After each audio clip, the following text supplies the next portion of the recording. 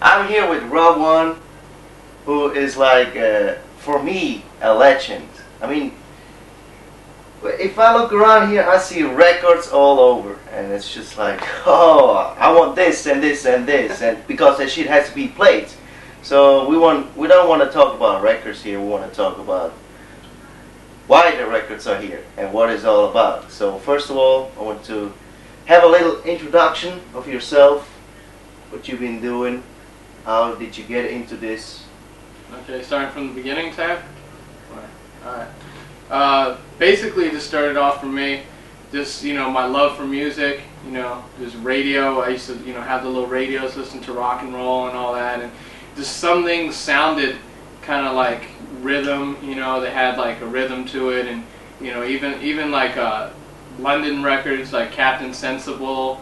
He had a song called What? I said Captain. I said what? Yeah. Or Falco kind of sounded like he was rapping, the German kid.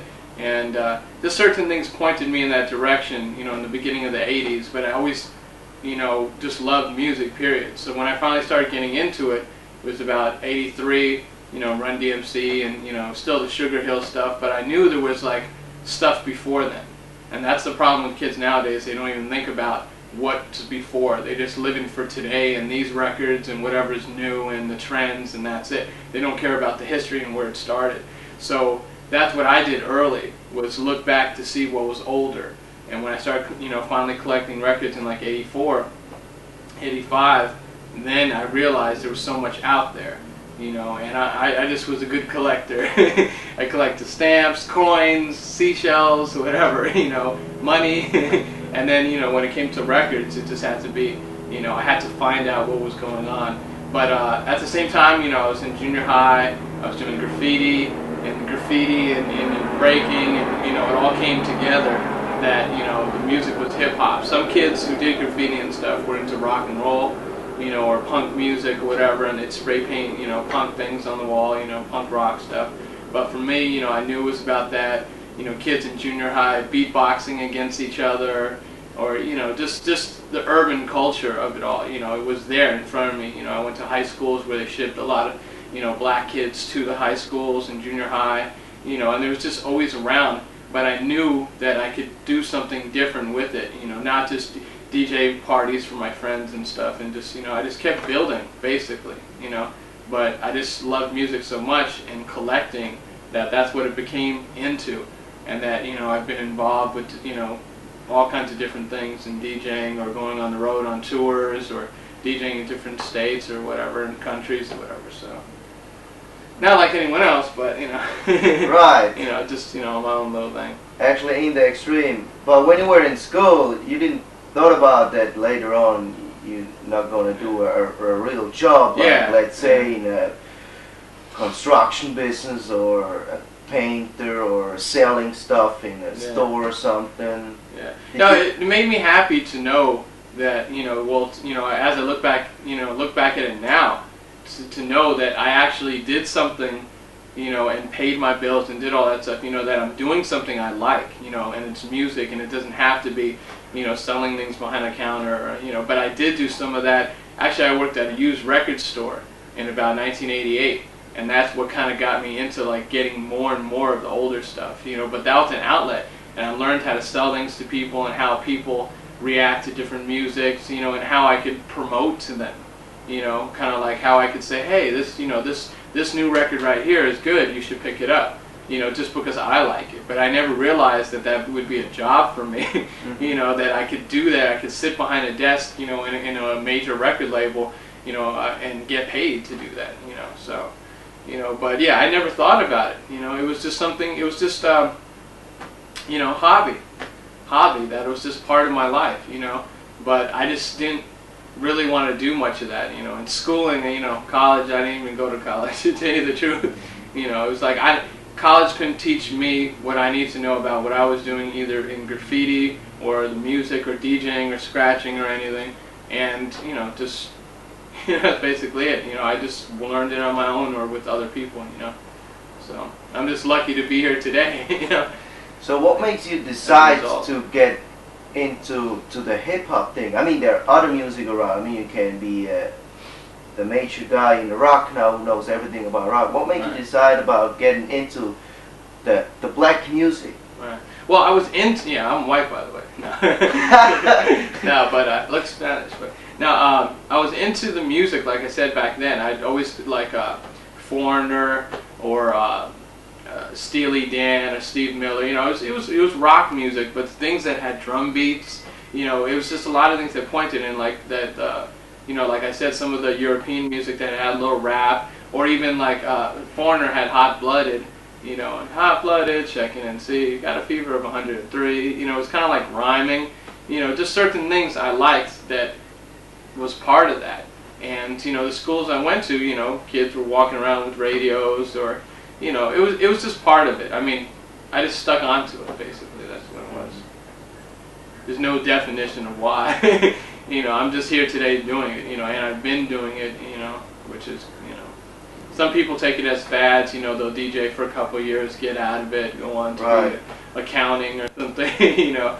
And I'm just getting by, you know. I'm not like big, but, you know, I've made enough of me where I could just get by, you know. And that's what the music is about. That's what I'm about, you know, not about like, you know, big money over, you know, off of it, unless, you know, whatever, I was fake.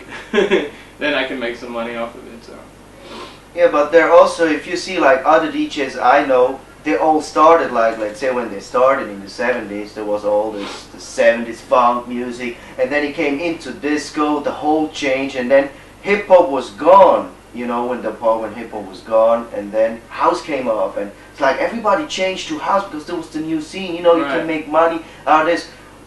Why didn't you get into this? Or Well, it was there, to tell you the truth, in like the mid 80s, you know, or whatever. Like, I mean, it was out there, but like when hip house was in, you know, hip house, a little rap, Besky like, and stuff like yeah, that. Jungle Brothers did the house song. Jungle Brothers. I bought those records, and they were kind of too easy to mix. You know, it's the beat, the tempo was just so easy. So, and a lot of it I bought because, you know, it's Simon Harris records, you know, because it had hip hop titles, you know. But it really wasn't real to me. You know, I knew that there was like, you know, MCs, you know, the bringing back to the MCs from the old stuff, from, you know, the Wild Style movie, from, you know, just having tapes of like old, you know, kids rapping, you know, back in the day, and Dougie Fresh and Cold Crush Brothers and all these people. I knew that there was more than what they were trying to do today. But the people of then, like Lakim Shabazz and Rakim, and Big Daddy Kane, those people had lyrics. You know, I haven't been one for lyrics, like, you know, I like the music in general. But when it comes to lyrics, I knew that these people had way more than these house people were doing. So it's just house music just wasn't even, it was artificial. Like they do techno now, and they do, you know, rave music and stuff like that, and they have hip hop samples, and like jungle music and stuff has hip hop samples, but it's all fake. You know, I think that a lot of the producers doing those, I mean, they're good at what they do. You know, I don't know if they're the bad, you know, I couldn't tell you a good record from a bad jungle record, but I could tell you that, to me, it seems like they're raping hip-hop. We've raped everything else in jazz and soul and disco, and we've taken all the samples in Mozart or whatever we want to sample in hip-hop, but it seems like now they're taking hip-hop. And to me, it's not even that old to be like, you know, using the samples. But, you know, it just seems like they're like wannabe hip hop, you know, like people are doing stuff like that. And, you know, it's got to be real, you know, it's got to be the originators. You know? But why you say raping? We raped that. Well, you know, Don't you think it was like more like a bring back to Yeah. tell the new people Yeah. that it was all I right? was just saying what the media says. Yeah, you know, I mean, we take things that we think, you know, were dope, and we bring them back, and people would recognize it. The reason I said rape was because the media says that, because, you know, you got people saying, oh, they stole this sample and I got to get paid and this and that, and otherwise those records wouldn't be played if we're not playing. Right. You know, you wouldn't reissue a record, you know, if that's what it was for, you know. You know, you wouldn't put out, you know, something like,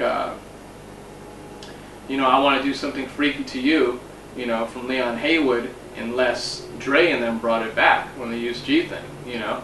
It's like you wouldn't; those songs wouldn't be around, you know. They'd be on some oldies station, you know, if anything, you know. But now we could play them at clubs and everything, and the new generation gets to hear that, You know, if the DJ plays it. Right. That's where I come in. Like, I like playing something that somebody sampled. You know, like if you know, Mary Jane Girls All Night Long, you know, people play songs that have that sample. Like LL Cool J used the same drum beats as that, but Nice and Smooth did a version of that, more and more hits. Big Daddy Kane did Smooth Operator, but even before those people, there was Waterbed Kev, Kevy Kev, from the old school, and he was on Sugar Hill, and he did All Night Long Waterbed, which was like, you know, when they used to do the rap covers, like Rapper's Delight was Good Times by Chic. Mm-hmm. So I would play something like Waterbed Kev, you know, that people would go, oh, I kind of like that, but still not realize that, you know, it's some old shit, but hopefully they will. You know, I like teaching, you know, about like the old samples and stuff like that. But what he did, it just gave his own flavor to it, so he didn't sing it because it's actually an R&B song. Yeah. He starts to rap into it, what makes it different. Yeah. And then you just took this short sample, so you know it's that song. Yeah. But then you still rap to it, but you shouldn't do something else to it. Yeah. Yeah, I mean, it's like, if it's been done already in hip hop, I'm not really, I don't really care for it. You know, if somebody just looped up, you know, some slick Rick beat or something like that, and they're trying to rap over it, you know, you got to be innovative. You know, it's like, it was really weird for me. Well, I don't remember when it was, probably like 88, 89, when I first started hearing, for the chorus of a record, they would sample a hip hop song, like they'd sample a KRS saying something. And I was like, whoa, what's that about? Like, you know, when did it, you know, and now everyone wants to use, you know, let me take this Wu-Tang, let me put Nas, you know, let me put Mobb Deep, you know, scratch it in for the chorus, you know. It's like, the production value today totally stinks to back then, because people were original. You have major record labels telling the artist, you can't use this sample, we're not paying for it. You know, there was a KRS song on the last album, never came out, I forgot the name of it, but I think Diamond D did it, and he was scratching some old, I could be anybody record, just some old like talking record. You know, it said, "Let me tell you what I know," but you never heard that record come out because they couldn't get the clearance for that sample. So we've lost what it is. That's why people are putting out independent records and stuff like that.